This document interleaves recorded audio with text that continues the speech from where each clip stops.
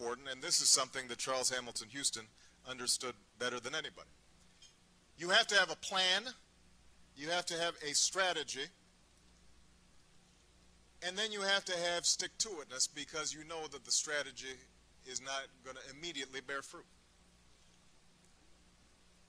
The American character is one that lurches between spasm and trance. We get real exercise for about 2 weeks, and then we fall asleep for 2 years.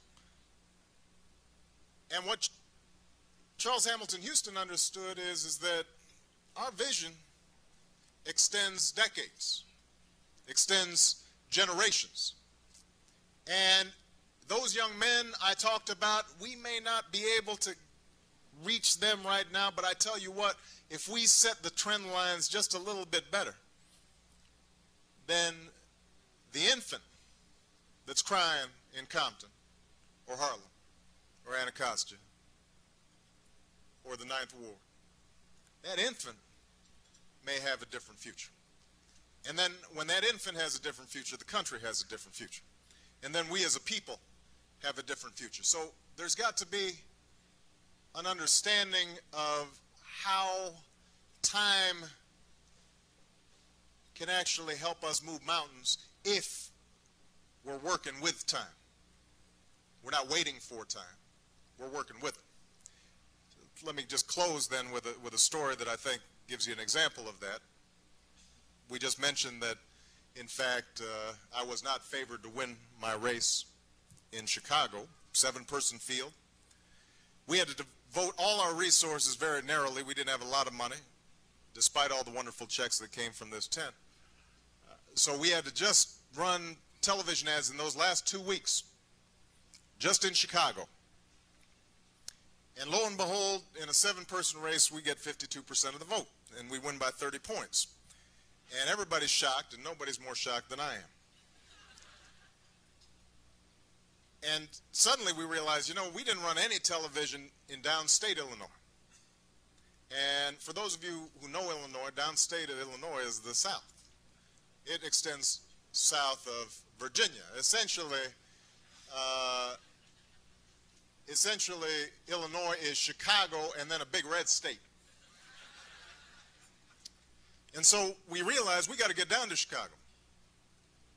We got to get out of Chicago, and we got to get downstate and really actively move, because that's where the Republicans are going to try to exploit our weaknesses. So Dick Durbin, the senior United States Senator, decides immediately that we should go on a 19-city, 3-day tour of southern Illinois.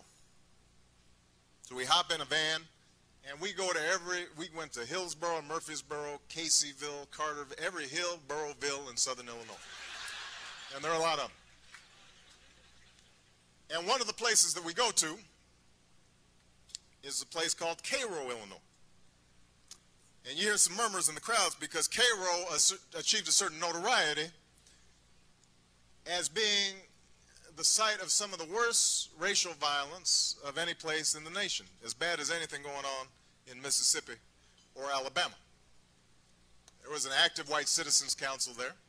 There were cross burnings. The schools de facto were segregated. African Americans could have no hope for employment with any government or any private sector business that paid more than a menial wage. And so Dick Durbin, as we're driving down to Cairo, tells me, you know, the first time I went to Cairo was back in the late 60s, early 70s. I was a young attorney working for then Lieutenant Governor Paul Simon. And he had sent me down there to investigate what could be done to improve the racial climate in Cairo, Illinois. This was after I think there had been some riots and some arson and some public unrest after some killings in Cairo. So Dick Durbin, young man, goes down to Cairo, takes the bus, gets picked up at the bus depot. Guy, local resident there, picks him up, takes him to the motel where he's going to be staying. As Durbin's about to get out of the car, the driver grabs his arm, says, "Young man, let me give you a piece of advice." Durbin says, "What's that?" He says, "Don't use the phones in the motel room." Durbin says, "Why not?" He says, "The switchboard operator is a member of the White Citizens Council and will report on everything that you say. this disturbs Durbin, but he's a brave young man. He decides to go ahead. He checks in, goes up to his room, starts unpacking his bags. Here's a knock on the door. Opens the door up. There's a guy standing in the doorway. Mean-looking guy. Just peering at him. Doesn't say a word.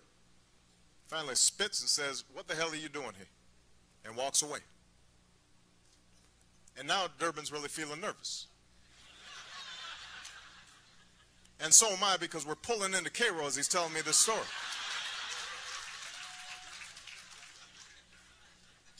So we go into town and we're winding through the streets and we go around an old courthouse. And suddenly we come upon a big parking lot. And there are about 300 people gathered there. And as we get closer, we see that they're all of an age in which they might have been active participants in what was taking place 20, 30 years ago. And then as we get closer still, we notice actually the crowd is about a third black and about two-thirds white. And we get closer still and we see they're all wearing these little blue buttons. And we look and the buttons say, "Obama for U.S. Senate." And we get out of the van and they start handing us barbecue and asking for autographs and taking pictures. Everybody's smiling and waving. And Durbin and I look at each other and we knew what the other person was thinking. If he had told Durbin the first time he went to Cairo that 30 years hence, he, the son of Lithuanian immigrants, born into near poverty, almost orphaned as a teenager, would return to Cairo, Illinois, as the senior United States Senator from the great state of Illinois.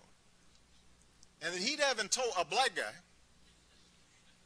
born in Hawaii, with a father from Kenya and a mother from Kansas, named Barack Obama, and that he would be the Democratic nominee to be the junior senator from the land of Lincoln, nobody would have believed it. It would have been unimaginable, and yet it was happening. Which reminds us of what Dr. King once said. He said, "The arc of the moral universe is long, but it bends towards justice." The arc of the moral universe is long, but it bends towards justice. But it doesn't bend on its own. It bends because each of us, Charles Hamilton Houston, and then Thurgood Marshall, and then John Lewis, and then all of you, put your hand on the arc. And you bend it in the direction of justice. That's our task. That's what we must do. And if we do what we must do, then I'm confident that, in fact, that arc will keep on bending in the right direction. Thank you, everybody. I appreciate it.